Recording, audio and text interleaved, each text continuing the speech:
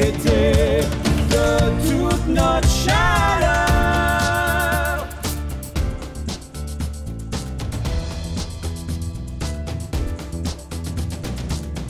Bienvenue à l'Esprit d'Ulysse et Titré. Aujourd'hui, on part à la découverte de l'esprit des Franco du sud-ouest de l'Ontario. On rencontre Florine Ndimubandi, où chantera la puissance du Détroit, et l'incroyable athlète Caroline Prévost, où partagera sa fierté. Mais voici tout d'abord la capsule hystérique de l'écho d'un peuple. L'écho d'un peuple du Détroit, de la Tranche et des Rapides. Une capsule hystérique. Bienvenue au pays des Franco les plus anciens de l'Ontario, le Sud-Ouest. On explore la région entre Windsor, Sarnia, Guelph et la Pointe-Pelée, la pointe la plus au sud du Canada, encore plus au sud que le nord de la Californie. Les premiers Français au sud-ouest de l'Ontario sont Joseph Chaumonot et Jean Brébeuf. Ces missionnaires sont accueillis par les Ottawandarons de la rivière La Tranche. La Tranche, c'est la rivière Thames qui traverse Chatham, London et Woodstock. Yo, paix mon frère! L'explorateur de la Salle bâtit son navire le Griffon sur le lac Erie et part en voyage.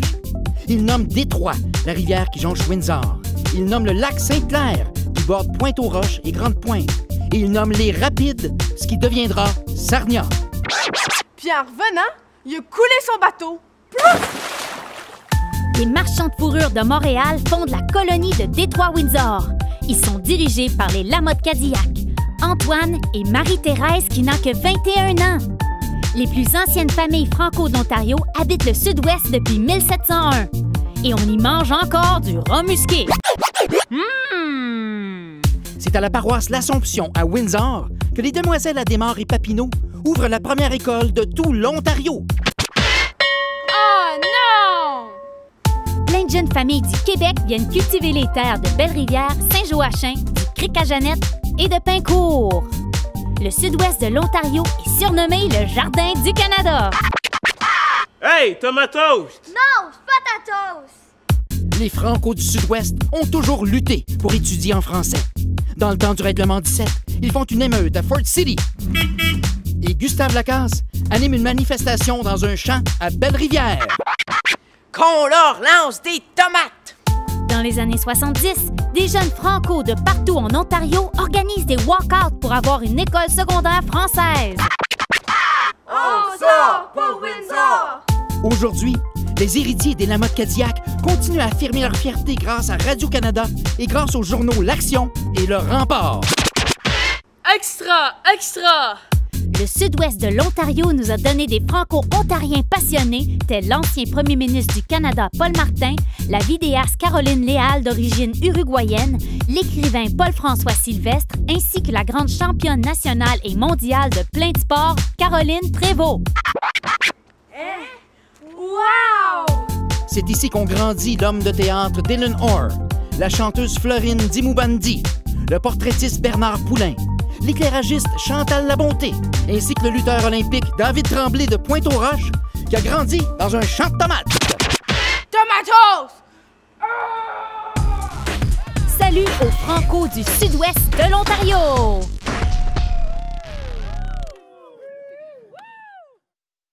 On accueille maintenant la fière franco-ontarienne du sud-ouest, Florine Ndimubandi. Depuis son secondaire, où elle était une leader très active, Florine adore s'engager dans la communauté artistique de Windsor. C'est une fille de famille et une chanteuse avec une voix magnifique. Bonjour Florine, tu as grandi dans une famille burundaise et tu es très fière d'être franco-ontarienne. Peux-tu me parler de cette fierté? Donc, oui, j'étais vraiment impliquée au sein de CRC Providence qui a planifié plein d'activités pour démontrer la fierté francophone dans des camps de Providence ou dans des activités comme Écho d'un peuple organisées par Félix. Donc, c'est vraiment là où j'ai approfondi ma fierté francophone. Absolument, Félix Saint-Denis, qui est directeur artistique de l'Écho d'un peuple, c'est une des personnes qui a bâti plusieurs événements avec son équipe où est-ce que les jeunes pouvaient vivre des événements en français. Mais il n'y a pas juste des événements que toi tu fais, tu chantes aussi, tu chantes dans plusieurs langues. Est-ce que tu peux me parler de ça veut dire quoi pour toi de chanter en français? Ben, non seulement c'est la langue vraiment que je communique avec ma famille, donc j'ai la chance de vraiment chanter le français et avoir ma mère qui m'entend chanter en français, c'est toujours un sentiment très incroyable. Donc, oui. Ouais, c'est spécial d'avoir notre langue. C'est-tu la langue maternelle, ta mère? C'est ça, c'est sa première langue? C'est la langue. Absolument, Exactement, donc. C'est assez spécial de pouvoir chanter pour elle dans sa langue. Là, j'aimerais savoir, tu nous viens de la région du Sud-Ouest. Peux-tu me parler des francophones de cette région-là? Ben, les Franco-Ontariens du Sud-Ouest sont des personnes qui sont très fortes en tant que volonté pour démontrer leur fierté francophone, ainsi d'impliquer n'importe qui a l'intérêt. Ils ne sont pas vraiment fragiles, ils sont très forts, ils ont combattu plein de défis, donc ils ont plein de courage et de résistance, vraiment. Absolument. C'est le puissant des Franco de partout et notamment ceux de ta région. On s'en va écouter maintenant une chanson qui a été écrite par l'Écho d'un peuple. Elle est intitulée La puissance du Détroit. C'est un hommage aux Franco de ta région de Windsor, qui est aussi les plus anciens Franco-Ontariens. Je dis bien qu'on a la chance parce que c'est toi qui vas nous performer cette chanson-là. Merci d'avoir été là avec nous. On te laisse la scène virtuelle est toute à toi. Merci beaucoup d'avoir été là. Merci.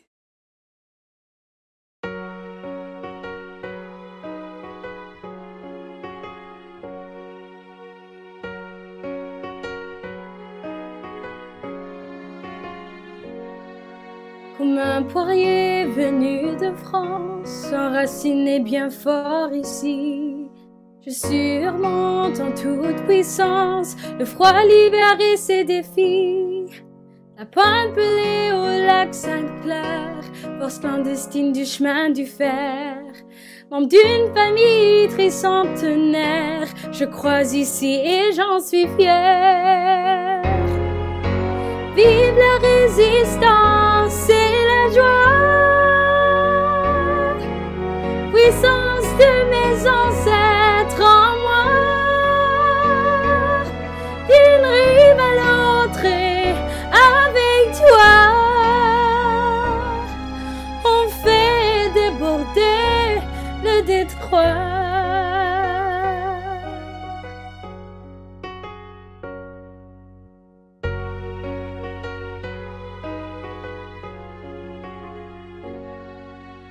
Comme le fruit ici d'une semence et des pépins de mauvais jours, je fais fleurir ma nouvelle France, même quand parfois le pain est court. La pointe au Rache au lac Erie, c'est le jardin de mon pays, terre où ma fierté a gagné toute la bataille par l'harmonie. Vive la résistance et la joie, puissance de mes ancêtres en moi,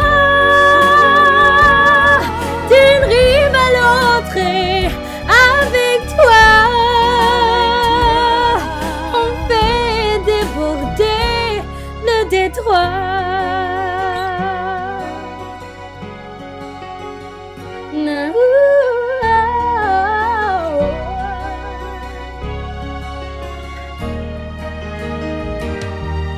Comme une belle île d'une belle rivière, je suis au cœur des grands courants. Même quand les régions persévèrent, je nage toujours par en avant. Des rapides à rivière au canard, notre accent puise toute sa richesse. Je parle ma langue encore plus fort grâce à l'essor de la jeunesse. Vive la résistance et la joie, puissance de mes ancêtres en moi, d'une rive à l'autre et avec toi, on fait déborder le détroit.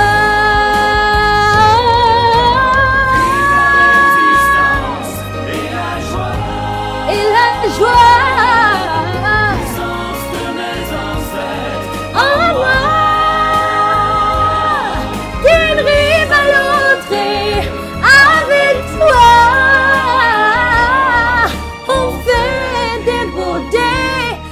Détroit, on fait déborder le Détroit.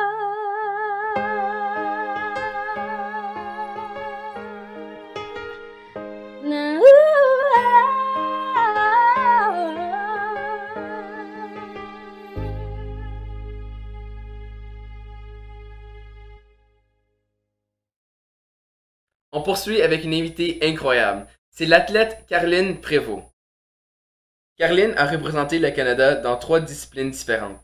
Le hockey, le crossfit et le taekwondo. Elle a participé à 11 championnats nationaux dans 5 sports différents et elle a remporté la 12e place dans le championnat du monde de CrossFit Games 2019. Bonjour Caroline, j'en reviens pas à quel point qu'un athlète peut exceller dans autant de sports. Premièrement, j'aimerais te dire merci d'être là puis bravo en fait pour une belle carrière en sport qui continue.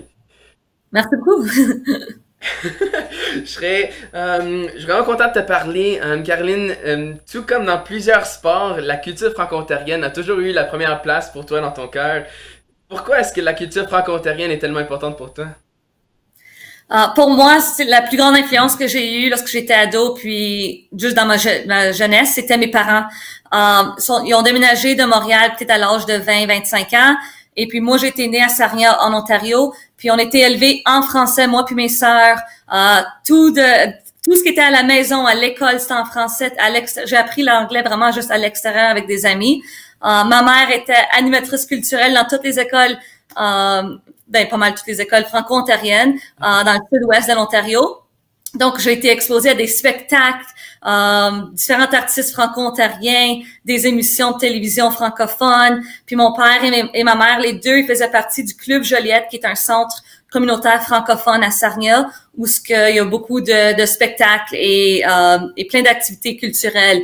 Donc, mon père, il s'occupait du volet sport et puis ma mère du volet culturel. Donc, lorsque tes parents sont aussi impliqués dans la communauté francophone, c'est quasiment impossible de pas embarquer moi-même puis être aussi motivé qu'eux autres. Donc pour moi, je valorise beaucoup mon français. J'enseigne présentement à une école secondaire à Oakville qui s'appelle Gaétan Gervais, puis je suis rendue à ma 7e année d'enseignement. Ben, il y a plusieurs super-héros qu'on peut voir dans le sport. Je pense que les enseignants, les animateurs culturels sont non en éducation et juste dans la communauté en tant que tel. Être de Sarnia et du sud-ouest de l'Ontario, ça veut dire quoi pour la culture francophone pour toi? Pour moi, c'est familial. C'est une petite ville à Sarnia de 75 000, mais malgré le petit nombre, on a des 1000 de francophones. On a 4 écoles francophones, 2 élémentaires, 2 secondaires. Puis je trouve que la communauté grandit. On a beaucoup d'activités sociales qu'on fait ensemble, que ça soit des repas chauds, que ça soit du yoga, que ça soit des spectacles. C'est vraiment familial. Puis moi, j'adore revenir dans des petites villes comme ça où ce que t'es vraiment bien accueilli à bras ouverts par tout le monde. Puis je suis fière de faire partie de cette communauté francophone là à Sarnia. C'est excellent. Ben, merci d'avoir été là avec nous aujourd'hui. C'est le fun de parler avec une championne de sport, mais clairement une championne pour la fierté francophone pour l'Ontario. Donc, merci beaucoup d'avoir été là avec nous. Merci beaucoup.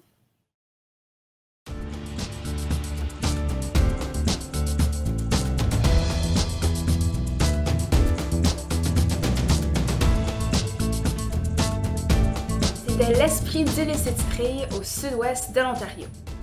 Un gros merci à nos super invités, au Réveil et à l'Écho d'un peuple. Merci aussi à tous nos partenaires, dont le CSDCEO, la FESFO, les 12 conseils scolaires francophones et le ministère de l'Éducation de l'Ontario. Voici notre défi de fierté. Peux-tu nommer 10 pays à travers le monde où on parle français? Partage ta réponse avec tes amis. L'Esprit d'Ulysse titré, c'est toi, c'est moi, c'est nous.